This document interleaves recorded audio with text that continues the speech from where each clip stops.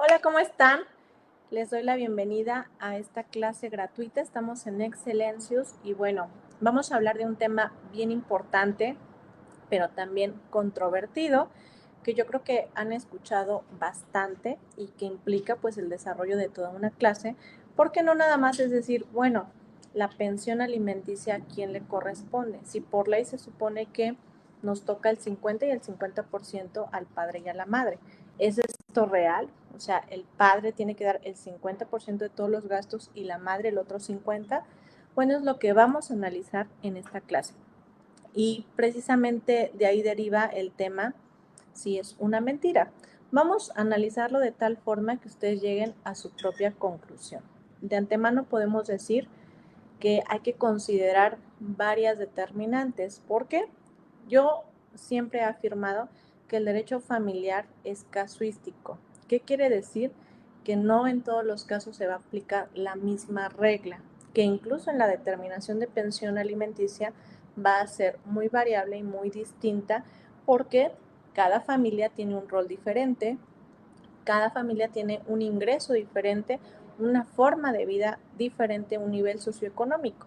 Y eso también implica que, por ejemplo, la obligación respecto de los hijos pueda ser diversa en función también de las responsabilidades del acreedor alimentario, del deudor alimentario, perdón. Entonces, vamos a considerar todo esto para analizar precisamente la viabilidad de el pago 50 y 50 de la pensión alimenticia. Primero tenemos que considerar que hay tres figuras importantes dentro de la cuestión de la pensión alimenticia que tenemos que analizar.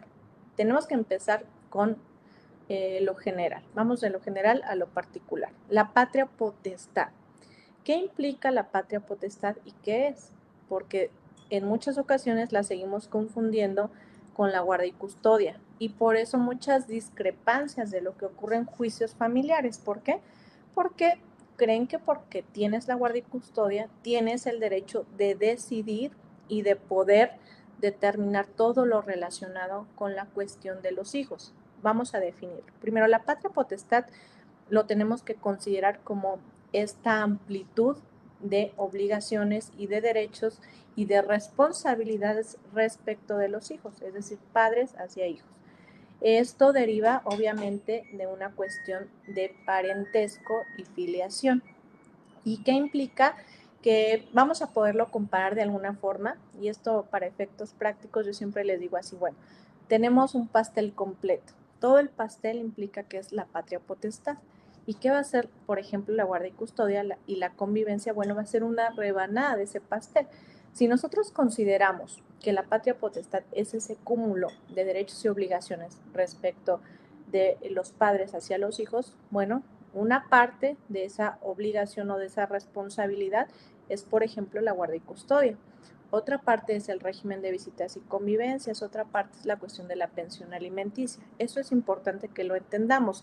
Y también es importante que podamos definir la guardia y custodia. Guardia y custodia, recordemos que implica la cuestión del cuidado diario de los infantes, de la atención diaria. Es decir, normalmente lo podemos distinguir porque es el cuidado o el con quién vive el hijo.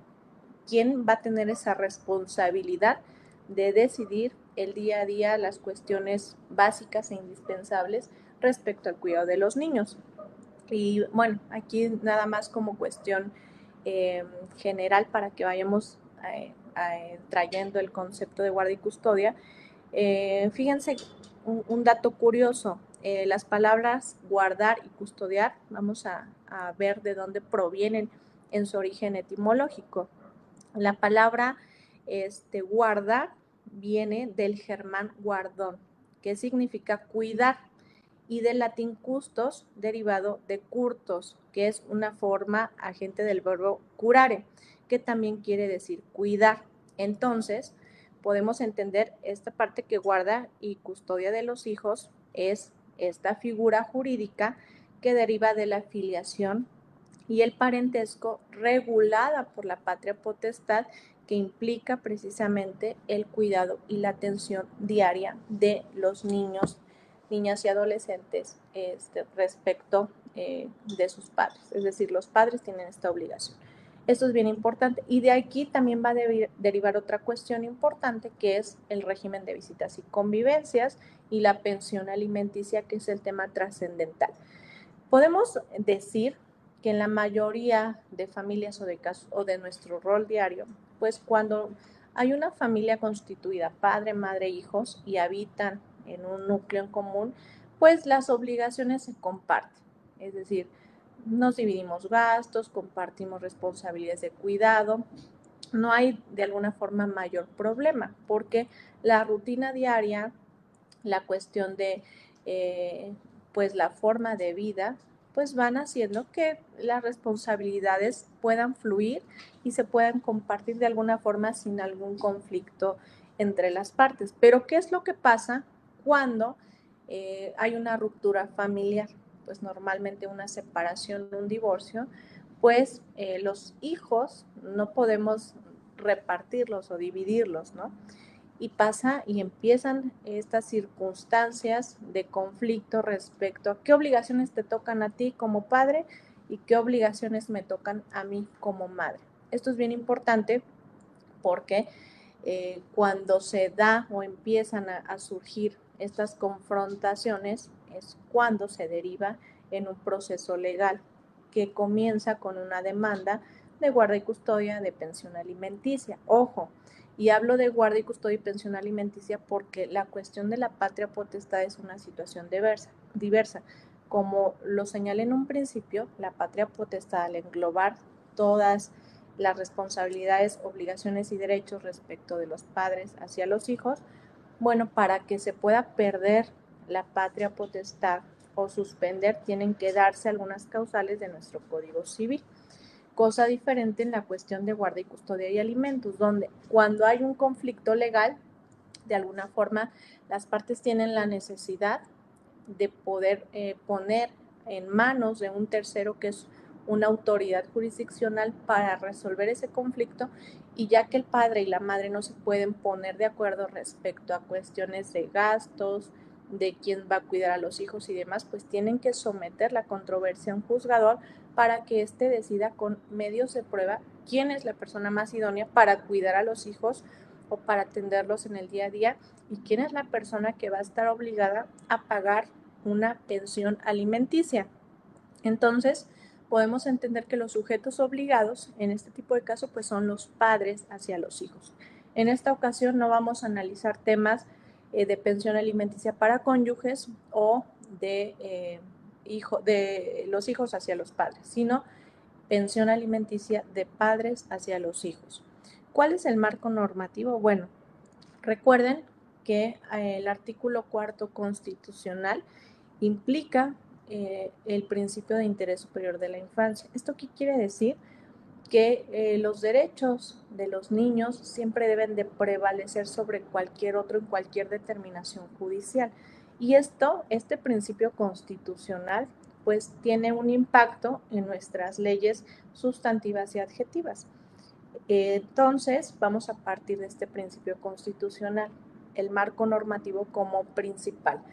También hay convenciones sobre los derechos de los niños donde garantizan pues precisamente su derecho a tener lo indispensable para una vida digna, para crecer en un entorno saludable, para tener un sano desarrollo y bueno, toda su protección de forma íntegra.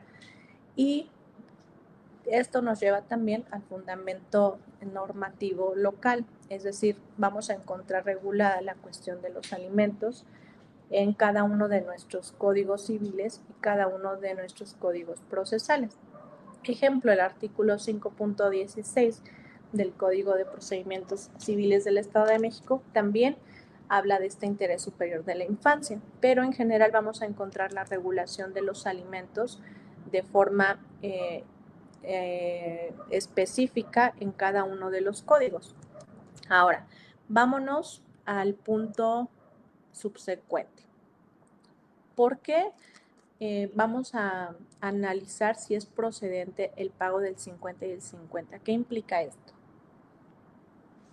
¿O qué aspectos relevantes debemos de considerar antes de determinarlo. Bueno, vamos a mandar algunos saluditos que por ahí, aquí veo a quienes están conectando, por ahí veo a Luis Cruz Mateo, buenas noches. A Verónica Castillo, buenas noches también. Leopoldo, Tania, Carla Cecilia, nos dice, si hay custodia compartida, les pregunta, si hay custodia compartida, ¿también es necesario pagar la pensión? Ahorita vamos a ver esa pregunta porque creo que es importante primero tener el contexto de entender algunos principios fundamentales para aplicar esta parte del 50%, cuando sí, cuando no, y es importante antes de resolver esta pregunta tan importante. Aide Barragán, saludos desde Guadalajara. Licenciado Juan Manuel Valenzuela, Víctor Manuel, y bueno, ahorita vamos a continuar con los saludos, vamos a seguir con la clase. Por ahí si van teniendo alguna duda, algún comentario, pues con mucho gusto lo podemos resolver. También aprovecho este espacio para invitarlos a compartir esta clase en sus muros para que se guarde ahí, puedan verla las veces que quieran, pero además también que nos sigan en la página de Excelencios. Estamos en Facebook, donde constantemente vamos a estar subiendo clases gratuitas y también algunos videos cortos respecto a temas relevantes de derecho, y también tenemos por ahí canal de TikTok. Bueno, ¿cuáles son los aspectos relevantes de la cuestión de alimentos? Primero, y algo que tenemos bien olvidado, es el principio de interés superior de la infancia. ¿Qué implica esto? Bueno, como lo dije al inicio, es una ponderación de derechos.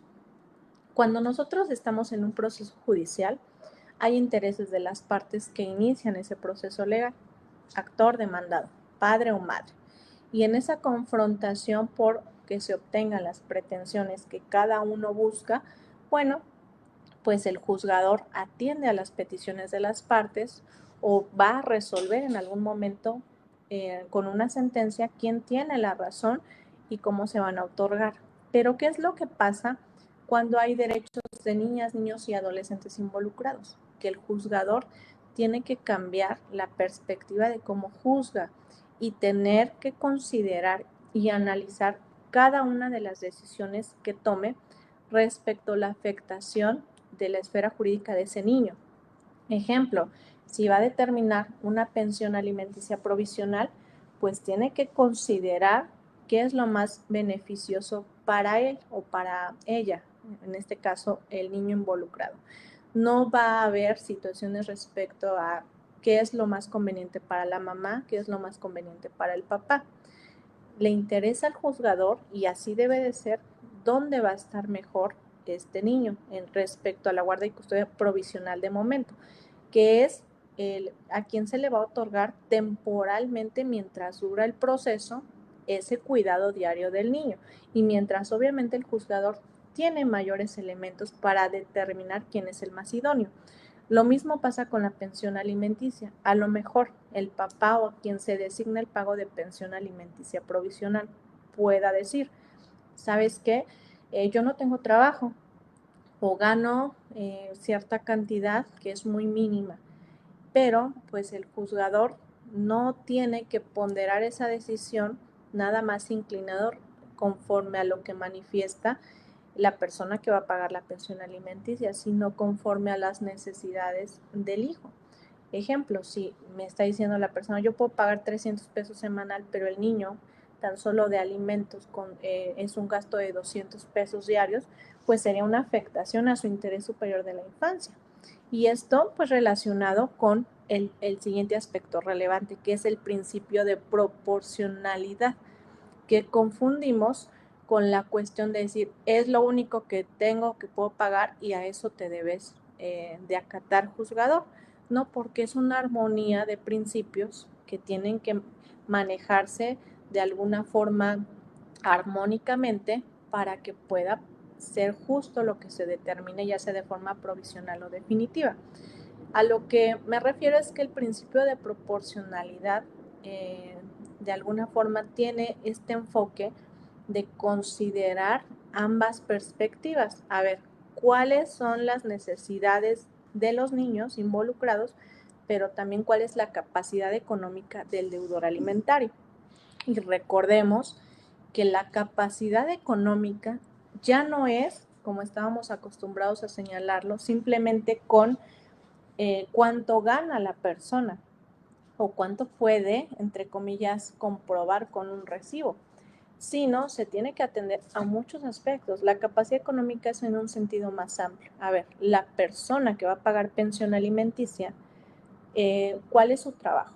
¿Cuáles son sus ingresos? Sí, pero también cuál es su nivel de vida, cuáles son sus gastos, cuántas tarjetas de crédito maneja, cuántas tarjetas de débito, cuántos coches tiene, a dónde ha viajado, cuál era el nivel de vida de la familia, qué edad tiene el deudor alimentario, cómo está su estado de salud, tiene estudios universitarios.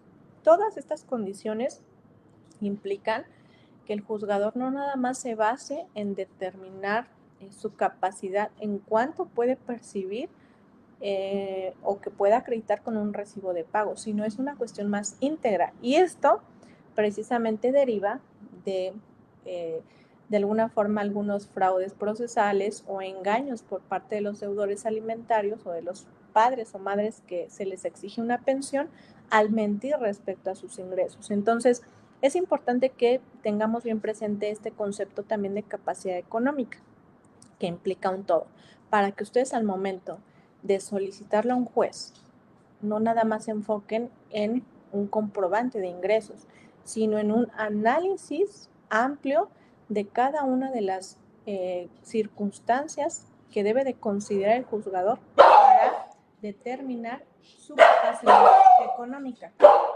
Esto es bien importante. Otro concepto y aspecto bien trascendental es la responsabilidad parental. Nos olvidamos de este concepto o de este aspecto porque estamos acostumbrados de alguna forma a una desigualdad respecto a las responsabilidades entre padre y madre. Y esto históricamente y culturalmente. Si bien es cierto, se está cambiando la perspectiva de que los padres son buenos cuidadores, de que el padre también puede ejercer un cuidado, también es cierto que todavía prevalece la idea de que la madre tiene la mayor carga o mayor responsabilidad respecto del cuidado de sus hijos, que ella es quien debe de llevarlos a la escuela, quien hacer la comida diario, llevarlos al médico, llevarlos a actividades recreativas, todo lo que implica el cuidado. Y esto a su vez es un mal con el que estamos batallando en este tipo de juicios, porque de aquí deriva también la cuestión de esta parte de la discusión del 50 y 50, porque pensamos que la responsabilidad parental es nada más pagar la manutención o los gastos de los hijos, y no, la responsabilidad parental de papá y mamá es un todo, es cuidado, atención, acudir a la escuela, procurar sus alimentos, su limpieza, actividades recreativas, todo lo necesario para que los niños estén bien. Y a veces nos olvidamos de que la obligación no nada más es proporcionar el recurso, sino también todo este cúmulo de responsabilidades y obligaciones que cuando estamos en familia, digámoslo así, pues las cosas fluyen y no hay una pelea. Pero ¿qué es lo que pasa cuando hay una separación? Bueno, comienzan estos conflictos y empieza a que, bueno, ¿yo por qué voy a pagar la pensión alimenticia? Si no puedes, yo cuido al niño, pero el papá trabaja, entonces uno dice una cosa, otro dice otra. Las madres por lo regular también influyen en este aspecto porque traen mucho esta idea de que, bueno, hablando de estas responsabilidades, si yo tengo la guardia y custodia, tú no te debes de meter en cuestiones de cuidado, de acudir a la escuela y demás. Esto también es un error.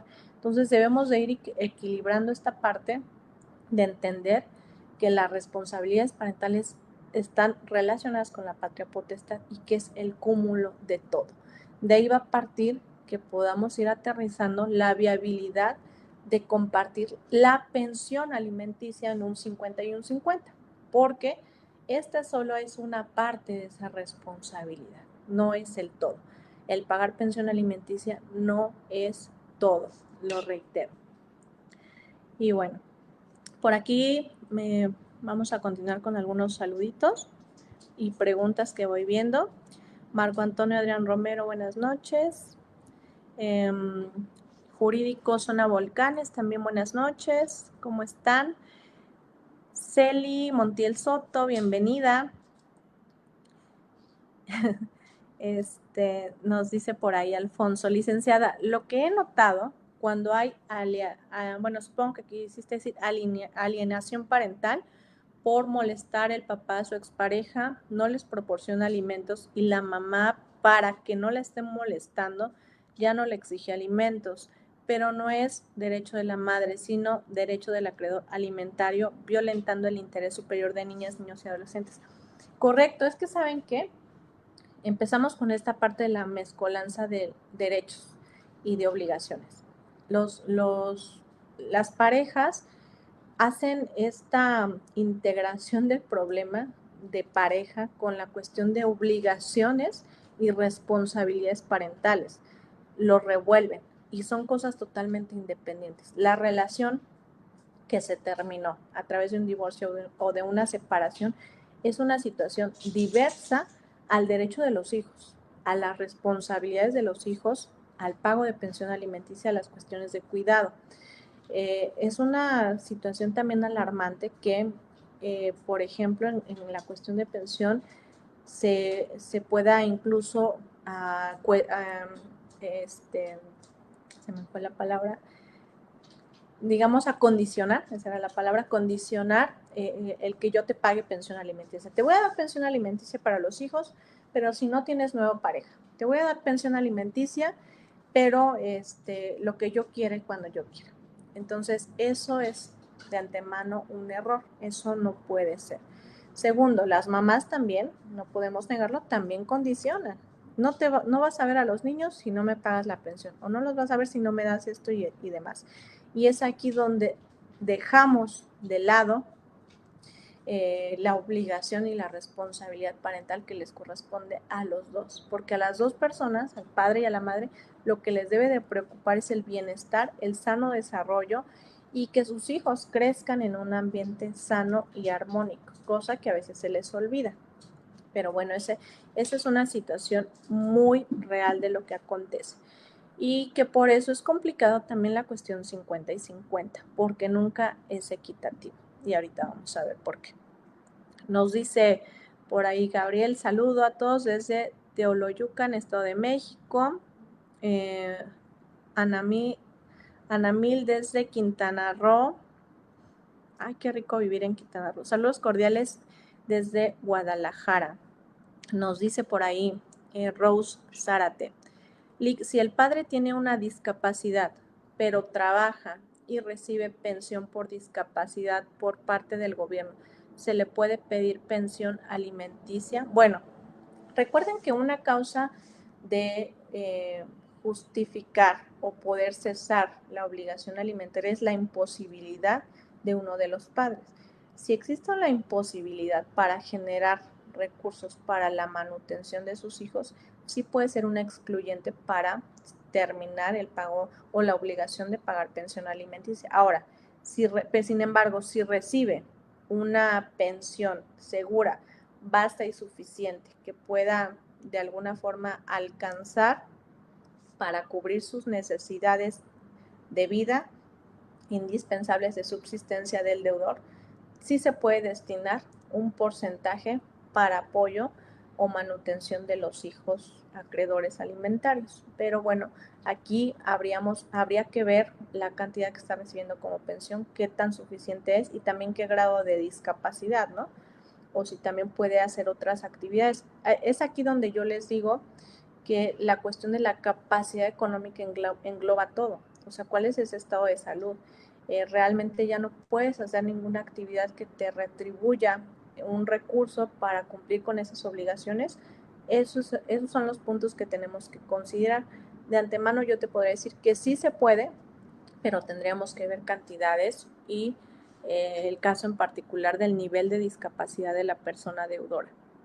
Nos dice Carla Cecilia Lick, pero si uno de los padres deja de percibir un salario, ¿sí puede dejar de pagar pensión y estar con él los 15 días que le toca? Sí puede seguir conviviendo, porque, reitero, los derechos que se tienen respecto de los hijos no se pierden. O sea, todos los derechos inherentes que constan de la patria potestad, que derivan de la patria potestad, siguen teniendo vigencia, y uno de ellos es la convivencia. O sea, no pueden restringir la convivencia a menos que sea por un mandato judicial o haya una situación de riesgo. El hecho de que no haya un pago de pensión alimenticia o que haya un atraso o que deje de pagar o que pague incompleto no es causa para que se restrinjan las convivencias. No existe eso jurídicamente. ¿Por qué? Porque prevalece el derecho de los niños a ver a su papá o a su mamá. Entonces, no le puedes limitar porque no pague la pensión. La cuestión de la falta de pago de pensión, porque me quedé sin empleo, constituye que otro tipo de consecuencias legales, y que, primero, el deudor alimentario tendría que dar aviso al juzgado, primero que perdió el empleo, señalar esta situación para que se ajuste incluso la pensión, pero incluso el perder el empleo no lo exime de pagar la pensión alimenticia. La obligación va a seguir generando adeudos o pagos vencidos. Ejemplo, lo que yo tendría que hacer en ese caso es pedir una modificación de la medida provisional de pago de pensión o una modificación incluso de la sentencia o del convenio que puso fin y que determinó una pensión definitiva. ¿Por qué? Porque hay un cambio. A lo mejor cuando hubo una sentencia o se dictó la medida provisional, pues yo tenía un trabajo que me permitía solventar todos los gastos, pero pues ya no lo tengo, ya no tengo ese nivel de ingresos, y las circunstancias cambiaron, y a lo mejor ya tengo 60 años cuando me quedé sin empleo. Todo esto puede ser causa para una reducción de pensión, pero no para eximirlo del pago de pensión. Eso también hay que descartarlo y hay que dejarlo muy puntual para los deudores alimentarios. O sea, el hecho de que tú no tengas trabajo no implica que ya no pagues la pensión, pero tampoco implica que te quiten el derecho de ver a tus hijos. Nos saluda por ahí Natalia Espinosa, desde Mérida. Poderosas, muchas gracias. Te admiramos muchísimo. Ay, muchas gracias. Un fuerte abrazo. Rose Zárate, gracias. Nos dice por ahí David España, se tendría que pedir que se gire oficio para algún perito en materia de oftalmología para acreditar una discapacidad visual, y cómo se realiza la petición de este juzgado. Bueno, híjole, es que depende en qué etapa del proceso estés y depende cuál sea tu objetivo. ¿Para qué quieres? O sea, vas a iniciar una modificación o una cancelación de pensión alimenticia, pues desde el inicio de tu demanda, ya sea incidental o una nueva controversia, un juicio nuevo para modificar esa situación, y desde ahí tienes que agregar tus medios de prueba, y en esos medios de prueba tienes que señalar pues la pericial en materia de oftalmología, y designas al perito y haces tu cuestionario y señalas cuál es la pertinencia de esa prueba, la idoneidad, y dices, bueno, esta prueba la ofrezco para el efecto de acreditar que el deudor alimentario tiene una discapacidad, a lo mejor ya no ve o es débil visual, y por lo tanto ya no puede trabajar ni valerse incluso por sí mismo, y hay una causa para terminar o cesar la obligación de la pensión alimenticia. Esa es la forma correcta en la que se tendría que hacer.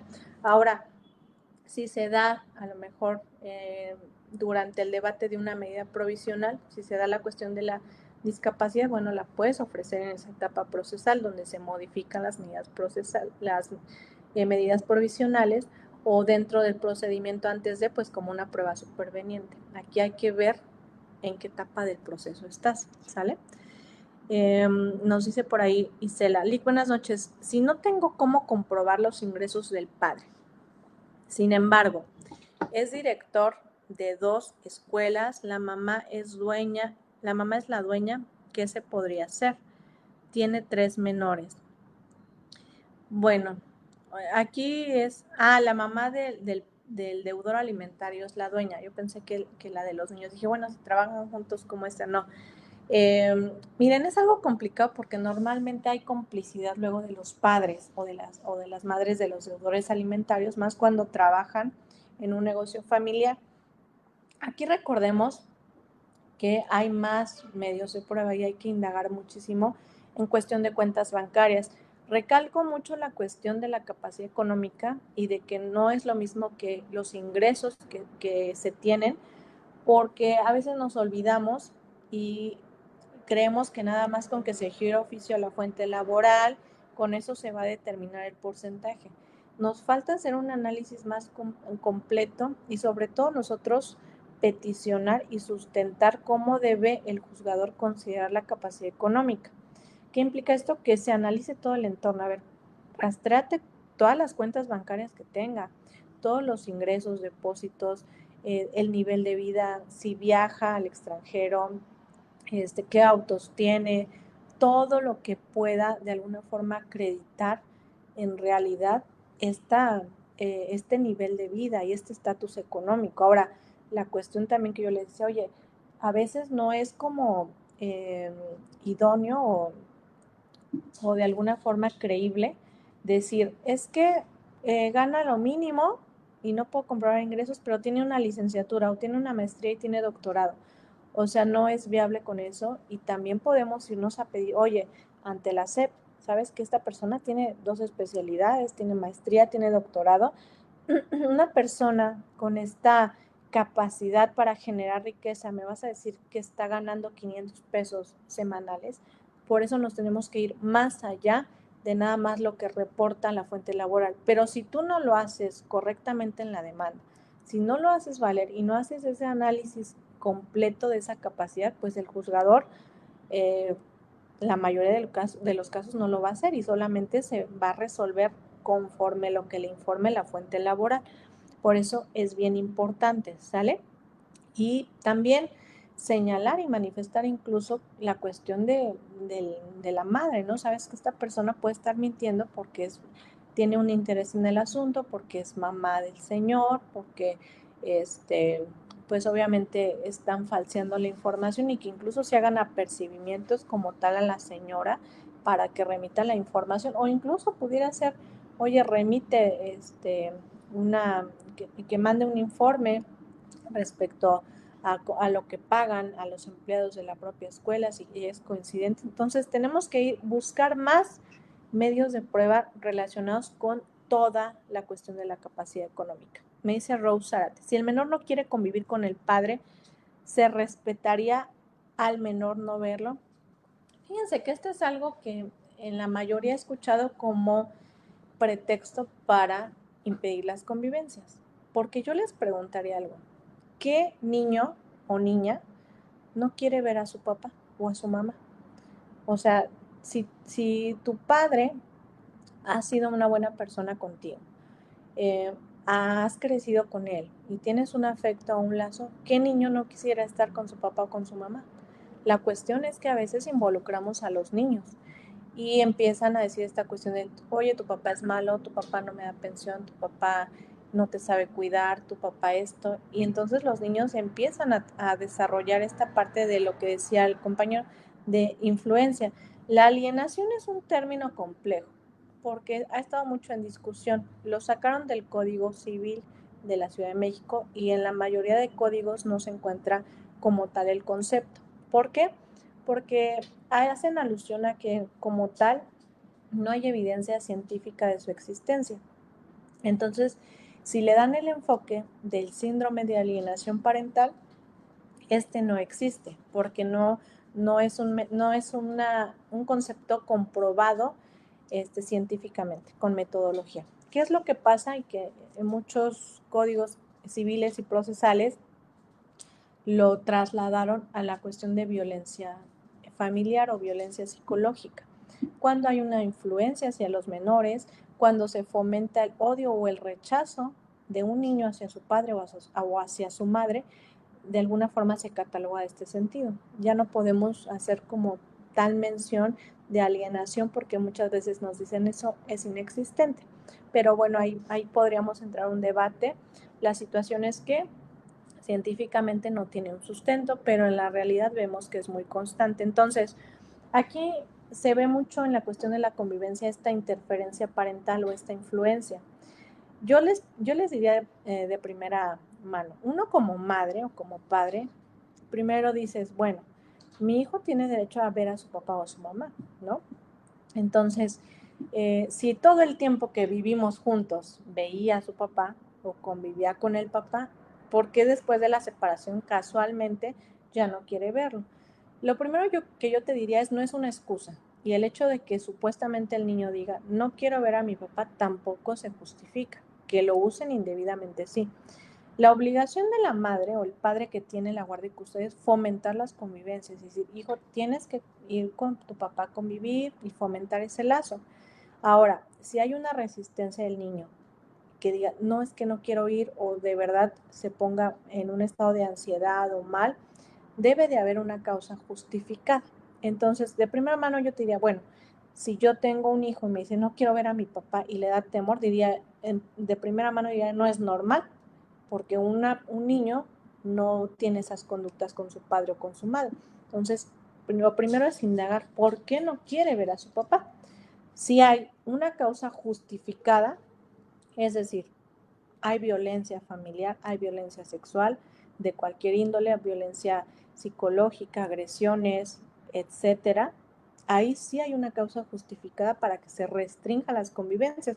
Pero tú como mamá o papá que tiene la guardia y custodia, tienes la obligación de darlo a conocer al juez para que se dicte una medida de protección o una suspensión de las convivencias. Si no lo haces, estás incurriendo en una omisión y no es pretexto decir no quiere convivir con su papá porque no hay una causa justificada y puede ser que simplemente sea una influencia por parte de los padres, ¿sale? Nos dice por ahí Víctor Manuel Gil, si existió violencia familiar. Hay niños que no quieren estar con el padre o con la madre. Les digo, puede ser, pero de primera mano sería, primero indago. Si hay justificación, yo como padre que tengo el cuidado y, y sobre todo la responsabilidad de vigilar que los derechos de mi hijo no sean vulnerados, pues primero tengo que accionar los mecanismos legales para protegerlo. O sea, si me estás diciendo hay violencia, pues tengo que denunciar o tengo que hacerlo saber al juez familiar. No puedo yo, porque en primera los padres o las madres no son psicólogos, ni tienen una autoridad para determinar si hay violencia o no. Normalmente dicen, y esto se los digo con todo conocimiento de causa. A veces los papás pues regañan a los niños o a los adolescentes o les ponen límites y dicen, es que ya mi papá me regañó, y van con la mamá, es que me regañó mi papá. Y la mamá dice, no, es que cómo te puedo regañar, está violentando. Y desde ahí empiezan los conflictos cuando no existen. Entonces hay que saber diferenciar bien cuando en realidad estamos en una situación de violencia y cuando no. Y sobre todo recalcar que la madre que no, o el padre que sabe que su hijo está siendo violentado realmente y no informa a las autoridades, también está incurriendo en una omisión, en un incumplimiento e incluso pudiera ser también un delito. Y que si no o si está impidiendo las convivencias sin hacer o sin echar a andar este mecanismo legal, también puede meterse en problemas legales, porque pueden cambiarle la guardia y custodia o porque también le pueden señalar cuestiones de violencia familiar en otra modalidad. Entonces, ojo con eso. Nos dice por ahí Verónica Castillo, yo creo que los hijos se dan cuenta de los problemas que existen entre los padres de ambos, pero la pareja de mi cliente busca que el menor se dé cuenta de esta violencia hacia la madre, tal vez por generar temor en el exacto. A lo mejor hay violencia entre las partes, pero a lo mejor el papá no ejerce ningún acto que lesione los derechos del niño o cuestiones de violencia, pero muchas veces la mamá es, mira, me está diciendo, me está golpeando, no, se fue con otra persona, no está pagando la pensión y otras situaciones muy similares. Por eso Muchas veces yo sugiero que cuando están en procesos legales, mejor pidan convivencias supervisadas o convivencias de tránsito, donde los niños puedan ser recibidos ya sea en una autoridad administrativa o en propios centros de convivencia familiar, porque ahí se va a quedar constancia de si llevan o no a los niños a las convivencias, qué manifiestan los niños y demás. Y de alguna forma se evita que esté el niño viendo estas confrontaciones entre los padres. Es una opción que pues se tiene en los juicios de guardia y custodia y alimentos. Nos dice Gabriel, respecto a la pregunta del padre, que no se le puede comprobar un salario porque lo realiza en el negocio familiar, ¿se puede demandar a los abuelos por tener los medios económicos para pagar pensión alimenticia de los nietos? Fíjense que yo he visto mucha mala información respecto a este punto de vamos a demandar a los abuelos. E incluso he escuchado abogados o abogadas que dicen sí se puede demandar a los abuelos. A ver, hay jurisprudencia de la Corte y en los códigos procesales es muy clara la obligación que se tiene o que sí puede trascender a los abuelos. Sin embargo, ¿cuándo va a pasar esto? Cuando hay una incapacidad por parte de los progenitores a otorgar pensión alimenticia. Y si nos vamos a analizar el concepto, incapacidad no es no tengo empleo o no te puedo comprobar ingresos. Es decir, no hay una causa justificada para que los abuelos, bueno, para que se traslade la obligación de pensión a los abuelos. ¿Qué es una causa justificada? Bueno, a lo mejor la muerte del deudor alimentario, una discapacidad física, a lo mejor una cuestión donde ya no tenga o tenga pérdida de algún elemento corporal que ya no le permita pues laborar y entra en ese estado donde pues ya no puede hacerse responsable de estas obligaciones. En esos casos sí. Fuera de ahí que me digas, es que no tiene trabajo, no tiene cómo acreditar ingresos, no. E incluso pudiera ser a lo mejor una cuestión de desaparición. Sabemos que en México es el pan de cada día la desaparición de personas o desaparición forzada.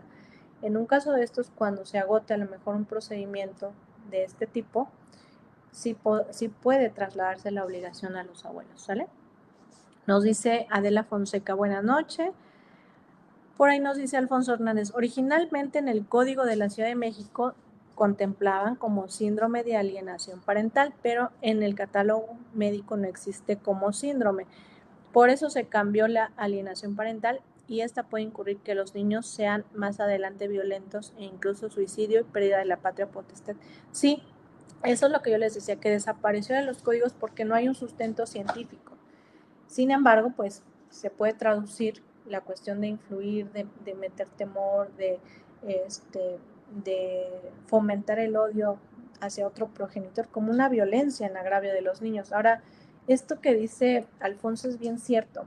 Desafortunadamente, yo venía en la mañana que me trasladaba a juzgados, venía escuchando en la radio una noticia y narrada por una perito en psicología de la fiscalía, donde estaba contando pues el impacto que tuvo en una situación donde un niño se suicidó, un niño de 9 años se suicidó, y esto era derivado de la separación de sus padres.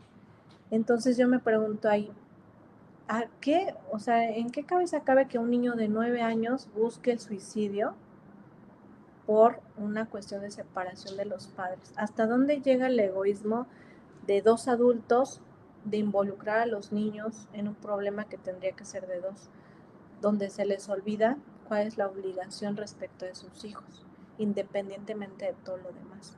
Y que esa obligación es compartida de inicio. Pero bueno, es algo también que nos deja a la reflexión. ¿Se puede considerar la violencia vicaria? Híjole, es que me ponen temas bien, que son bien importantes, pero muy largos de desarrollar. La violencia vicaria es otro tema. En la mayoría de normatividad y en la tipificación que existe, se considera la violencia solamente en agravio de las mujeres. cosa que yo no estoy tan de acuerdo, pero la realidad es que pues estos logros en cuanto a en la consideración o legislación de la violencia vicaria han sido resultado de lucha de mujeres que han vivido en estas circunstancias. Sin embargo, pues el hecho de utilizar a los hijos para causar un daño a la pareja o iniciar procesos judiciales o falsear demandas o denuncias, sí puede ser considerado violencia vicaria. Nos dice Ma Isabel Ortega, antes cuando no se podía comprobar ingresos, se le fijaba una cantidad en UMAS. Luego creí que se basaba en salario mínimo. Pregunta, hoy se retomaron las sumas respecto a la pensión. Es en salarios mínimos. Al día de hoy es en salarios mínimos. Nos dice David España, ¿se puede dar el caso de que el demandado por pensión alimenticia pida una pensión compensatoria por una discapacidad a la parte demandada y se acredite una alienación parental por parte de la demandante hacia su padre? Híjole, aquí me revolviste un poco el supuesto, pero la cuestión de la pensión compensatoria es algo diferente a la pensión alimenticia para los hijos. La pensión compensatoria solamente procede entre excónyuges o exconcubinos, o sea que a raíz de la separación uno quedó en desventaja económica y pues se busca equilibrar esta situación, que es totalmente independiente a la cuestión de la alienación parental o violencia en contra de los infantes y la cuestión de pensión alimenticia en favor de los hijos. Son cosas totalmente distintas y por lo tanto también tienen vías diferentes. Nos dice Roberto González, informes del taller de audiencias, por favor. Les vamos a subir la convocatoria porque ya estamos a nada para que entren a este super taller donde vamos a abordar cómo llevar a cabo tu primera audiencia en un juicio oral familiar y donde no solamente vamos a ver cuestiones teóricas, también prácticas, como esta parte del debate de medidas provisionales, de las etapas de la audiencia. Por favor, quien esté interesado en inscribirse a este taller, por favor, déjenos un mensaje, un comentario en este live para que les hagamos llegar toda la información. Vamos a subir a las páginas de Excelencius, también a la página de su servidora Guadalupe Guzmán, a la página del maestro Roy Stuart, toda la información para que se puedan inscribir. Va a estar increíble porque vamos a ver desde qué debemos de preparar y considerar para las audiencias, las generalidades, los fundamentos, las etapas de las audiencias en oralidad familiar y el desahogo de pruebas. Entonces, no se lo pierdan. Si están interesados, mándenos mensajes al WhatsApp, mándenos mensajes aquí o dejen sus comentarios y con mucho gusto les vamos a hacer llegar toda la información. Víctor Manuel Gil dice, en el caso de que un niño de 15 años decida quedarse con el padre y uno menor se quede con la madre, ahí se aplicaría el 50 y 50 en el supuesto de que ambos padres están laborando. Bueno, hay una cosa bien importante aquí. Tenemos un concepto, digamos, mal o erróneo de la guardia y custodia compartida. La guardia y custodia compartida no es divídete a los chamacos o a los niños como si fueran mercancía. Tú te toca uno y tú te toca uno y yo pago lo de uno y tú pagas lo del otro. No se trata de eso. La guardia y custodia compartida implica, primero, requisitos indispensables, que incluso hay jurisprudencia, que incluso hay criterios de la Corte respecto a qué se debe considerar, que uno de ellos y el más importante, que no haya cuestiones de violencia en la familia, que haya una comunicación realmente idónea, pertinente. Incluso, fíjense, en perdón, en el amparo directo 20-2014, precisamente se considera qué debemos de tomar en cuenta para una guardia y custodia compartida. Y dice, para determinar la procedencia de la guardia y custodia compartida, los juzgadores deben considerar las circunstancias particulares del caso, tomando en cuenta factores propios y pruebas desahogadas, para pronunciarse respecto de la posibilidad de que los hijos permanezcan bajo esta figura de manera plena e ilimitada con ambos padres. Pues esta no constituye una regla general, sino una forma de la custodia, lo que puede ser factible cuando ambos padres mantienen una alta autoestima y flexibilidad, apertura al apoyo y ayuda mutua a los hijos, independientemente del divorcio y sus causas. Es decir, los sentimientos de frustración, enojo, venganza, falta de apoyo y desesperanza no se presentan o son superados con ayuda multidisciplinaria a corto plazo y no representan una amenaza para la convivencia y desarrollo de los menores con alguno de los padres. ¿Por qué? Porque cuando se comparte la guardia y custodia se comparten responsabilidades y son acuerdos diarios y es comunicación y apoyo diario. Eso es algo, y no es nada más, pues cada uno que se haga cargo de un niño y cada uno que asuma los gastos. No. Es un tipo de custodia, pero no hay una regla general tampoco de la guardia y custodia compartida. Es simplemente la consideración de que todas las obligaciones, todas las responsabilidades se van a dividir equitativamente entre ambos. Ojo, ¿por qué decimos o por qué la Corte también dice que es casuística? Porque incluso aunque sea guardia y custodia compartida, va a haber circunstancias muy relevantes del caso. Por ejemplo, un papá puede tener mayor posibilidad económica y a lo mejor hay gastos extraordinarios que pueden ellos incluso destinar o de alguna forma establecer cómo o quién los va a pagar. O incluso también puede haber un pago de pensión alimenticia de uno de los dos como un pago adicional. Por eso, este tipo de guardia y custodia es muy casuística de las condiciones que se tengan. Sí podría darse cuando hay dos infantes y cada uno se queda con uno, pero ahí es muy delicado cómo se va a establecer esa guardia y custodia compartida, cuándo se van a ver los niños, cuándo se va a dar la convivencia, quién los va a llevar a la escuela, la distancia que habitan entre uno y otro, la distancia de los padres, que el núcleo de esa guardia y custodia compartida o las consideraciones sean alrededor de los niños. Eso es bien importante, pero sí se puede dar.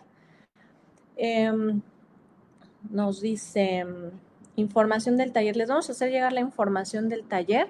Por aquí ya está una interesa Blanca Orendain. Denise, también te hacemos llegar la información. Por ahí les están apareciendo el número de WhatsApp donde podemos hacerles llegar la convocatoria para que se inscriban a este taller que voy a dar con el maestro Roy Stuart. O sea, va a ser un conjunto de los dos y van a hacer 2 sesiones y va a ser de verdad de mucho conocimiento, de mucha práctica y les va a ser muy funcional ahorita también que se viene la cuestión de la implementación del Código Nacional de Procedimientos Civiles y Familiares. Entonces, no se lo pierdan, ahí los esperamos, con mucho gusto el maestro Roy y yo. Y si el demandado cuando lo liquidan le quitan una parte para pagar la pensión, bueno, es que cuando hay un trabajo estable, recuerden que el deudor alimentario tiene la obligación de garantizar el pago de pensión alimenticia. Cuando hay un trabajo estable y lo liquidan o lo despiden, pues se retiene un porcentaje como garantía. Entonces lo que se le retenga se va a hacer la contabilidad de con cuánto se cubre el monto o los meses y solamente va a cubrir ese tiempo. Posterior se puede seguir se tiene la obligación de continuar pagando el pago de pensión. Por ahí ya estamos dejando de nueva cuenta el teléfono para el curso. Dice, guardia y custodia se puede manejar en un acuerdo, sí se puede, en un convenio de ambas partes. Sin embargo, les voy a ser bien honesta, en cuestión de guardia y custodia compartida, los jueces son muy minuciosos y muy quisquillosos, por eso son muy pocos los casos, porque si se podrán dar cuenta de lo que yo les dije, es algo muy complejo que se dé en materia familiar, ayuda mutua, consideración, flexibilidad, apoyo, alta autoestima. Normalmente esto es muy raro que lo podamos encontrar en juicios familiares, ¿sale? Taylor también nos pide información, ahí les vamos a hacer llegar toda la información de este curso, de este taller que va a estar increíble. Por ahí también Jean Claude también Nos dice David España, en teoría, para que se dé una guardia y custodia compartida debe de existir un convenio desde el principio. Sí, es algo que yo les digo. Realmente, muy a mi opinión particular, cuando hay una guardia y custodia compartida, les prometo que incluso ni siquiera tendría que llegarse a una situación ante el juez, porque hay tantos acuerdos, hay tanta flexibilidad de las partes que como prevalece el interés de los niños y el cuidado y la ayuda mutua, pues incluso ni siquiera es necesario, ¿sale? Me dice Denise Contreras, me gustaría muchísimo que hubiera este tipo de simulaciones de las audiencias, o sea, sería muy práctico. Fíjate que sí tenemos planeado también, posterior a este taller que vamos a dar virtual, ya estamos preparando un taller práctico de simulación de audiencias presencial. Entonces espérenlo muy pronto porque sí lo estamos proyectando, pero obviamente primero tenemos que tener las bases con el taller que vamos a dar y posterior a eso vamos a ver unas simulaciones de audiencias para todos ustedes. Por ahí nos manda saludos Olivia, Pau Salgado, buenas noches, Pau, y Olivia desde Veracruz. Y bueno, vamos a ya ir cerrando la clase. En conclusión, ¿por qué es una mentira? ¿Por qué es una mentira el 50 y el 50%? Bueno, podemos decir que es una mentira porque la persona que tiene la guardia y custodia de los infantes de alguna forma está cumpliendo con parte de la responsabilidad que les tocaría a los dos. Entonces, el juzgador no puede determinar una pensión alimenticia en cuestión económica 50 y 50 al papá y a la mamá cuando la mamá es quien tiene el cuidado y la atención diaria. ¿Por qué? Porque ahí se perdería el principio de igualdad y de equidad y de proporcionalidad, entendiendo que que se cargaría el peso completo de la responsabilidad para una madre. Imagínense que aparte de hacer toda la cuestión de cuidados diarios, atención, llevarlos a la escuela, preparar comida, lavar ropa, llevarlos a actividades, todo lo que implica, quien tiene hijos sabe el trabajo que implica cuidar diariamente a niños, niñas o adolescentes. Y que esto lleva bastante tiempo. Y además, pues les está dando habitación. Incluso hay servicios, por ejemplo, de luz, de internet y demás, que a veces o en la mayoría de casos no se cubre con la pensión alimenticia. Hay que ser realistas. La mayoría de salarios en México son mínimos. Y eso aunado a las cuestiones de falsedad en cuestión de ingresos o de empresas. Hace ratito les platicaba yo por ahí que, por ejemplo, una empresa muy vendedora de pan, muy famosa, bueno, no reporta a sus empleados con su salario real por cuestiones fiscales, por cuestiones de no pagar mayores pensiones y los reportan con un salario mínimo. Y esa es la realidad. ¿Y qué es lo que está pasando? Que no nada más están afectando los derechos laborales de las personas, también están afectando a niños, porque la pensión alimenticia que están recibiendo es mínima. O sea, imagínense, esta empresa le paga a una persona alrededor de 5,000 o 7,000 pesos mensuales, pero nada más está reportando en su recibo 5,000 pesos. Entonces, de ahí le está destinando 20% a la persona acreedora alimentaria. Entonces, son de alguna forma una cantidad mínima, 1,000 pesos, por ejemplo, 800 a la semana. ¿Ustedes creen que con eso vive una persona? Normalmente cuando un deudor me hace esa pregunta, ¿cuánto tengo que pagar de pensión alimenticia? ¿Por qué? Yo le pregunto, bueno, ¿con cuánto vive usted diario? Haga cuentas. ¿Con cuánto vivían antes? Todo eso se debe de considerar. Por eso, nunca van a ver que un juez diga, te doy la guardia y custodia a ti papá o a ti mamá, pero aparte págame el 50% de pensión alimenticia. Eso no va a existir. Así que por eso no puede aplicar, porque sería una total desigualdad y falta de reciprocidad y sobre todo de cumplimiento de las responsabilidades parentales. Por ahí hay un libro, hay un cuadernillo de la Suprema Corte de Justicia denominado responsabilidad parental. Yo les sugiero lo descarguen y visualicen qué implica la responsabilidad parental. Y no nada más es dar dinero, es todo el cuidado diario. Y que obviamente se van a encontrar con personas que digan, ay, pues si no, que me regrese a los niños y yo los cuido. La realidad es que no lo pueden hacer. Y la realidad es que tienen un trabajo y que normalmente en la vida que tenían en común con su familia no lo hacían. Entonces, ¿cómo quieres decir, ahora yo sí los cuido, si no puedes con ellos y tú págame la pensión cuando nunca los cuidaste, cuando nunca estuviste presente? Entonces son cosas incongruentes. Incluso platicábamos aquí con nuestros socios, la licenciada Michelle, el licenciado Roy, respecto a esta realidad, ¿no? Que cuántas mujeres demandan pensión y cuántos hombres. Es muy mínima la cantidad que demandan pensión de hombres y que realmente tienen al cuidado de los niños. La mayoría, muchos, lo que hacen es que ya durante el proceso pues les quitan los niños a las mamás de forma dolosa y demás, pero que ellos pidan o les interese tener el cuidado de sus hijos, no digo que no los hay, pero es lo menos. Ahora, ¿cuáles son las excepciones para el 50 y 50? Hablábamos de esta parte de la ventaja de la flexibilidad del derecho de familia cuando hay una guardia y custodia compartida. Es decir, sí, acordamos el pago del 50 y 50 porque también estamos compartiendo en 50 y 50 todas las obligaciones y las responsabilidades.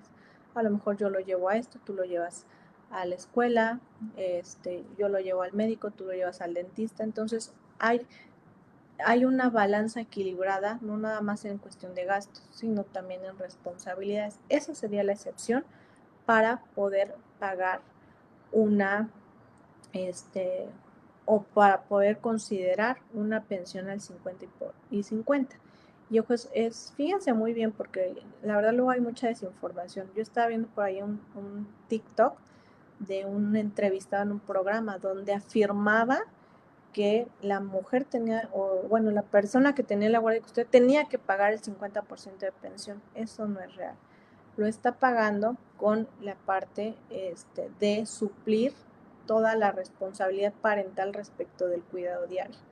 Entonces, esa es la aportación que también tiene una parte económica, un impacto económico, y que muchos lo dejan a un lado como una cuestión compensatoria cuando dicen, bueno, es que ¿por qué se dedicó al hogar? ¿Eso qué? No, también tienes un aporte económico y también es considerado para determinar el beneficio de una pensión.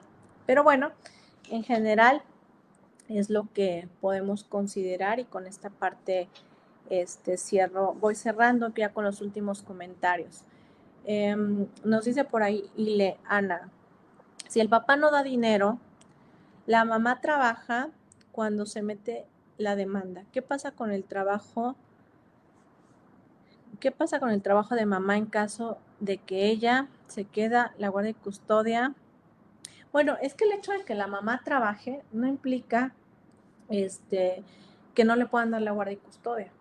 O sea, implica de alguna forma quién de los dos tiene las mejores aptitudes y capacidades e incluso redes de apoyo para poder detentar ese cuidado diario, porque puede ser que los dos trabajen, pero a lo mejor pues la mamá hace una doble jornada laboral, entonces es menos tiempo el que labora, tiene una red de apoyo, entonces no hay un impedimento para que se le otorgue la guardia y custodia. Realmente lo que se hace en juicios de guardia y custodia es analizar cuál de los dos padres tiene las mejores condiciones que fomenten un sano desarrollo en los niños, en todos los aspectos, en cuestión de cuidado, tiempo, estabilidad emocionalmente, situaciones de lazos familiares, entorno, todo eso.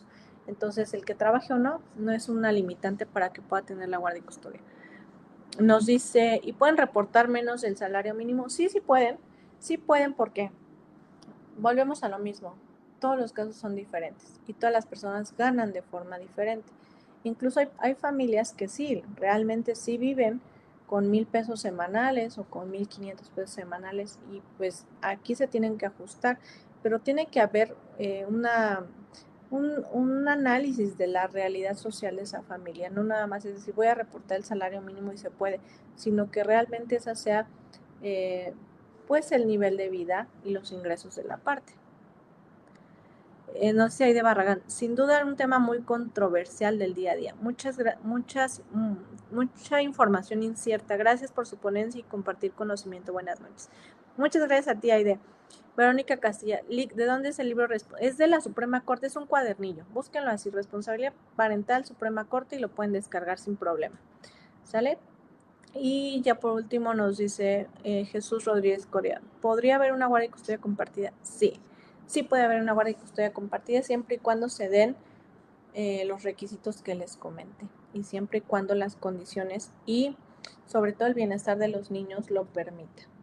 Si hay cuestiones de violencia, si hay cuestiones de controversia y que no hay acuerdos, no se va a poder dar una guardia y custodia compartida. Y bueno, pues por mi parte es todo. Muchas gracias por haber estado en esta clase gratuita de pensión alimenticia 50 y 50. Reitero la invitación de que nos sigan en nuestras redes sociales, Excelencius, y en nuestro canal de TikTok. Próximamente vamos a abrir uno de YouTube, donde también podrán estar viendo este tipo de contenido. Y sobre todo también reiterarles la invitación para que se inscriban al taller de audiencias en oralidad familiar. Es un taller pensado para quien va a tener su primera audiencia oral familiar. Entonces, pues muchas gracias, les mando un fuerte abrazo y que tengan una excelente noche. Cuídense mucho.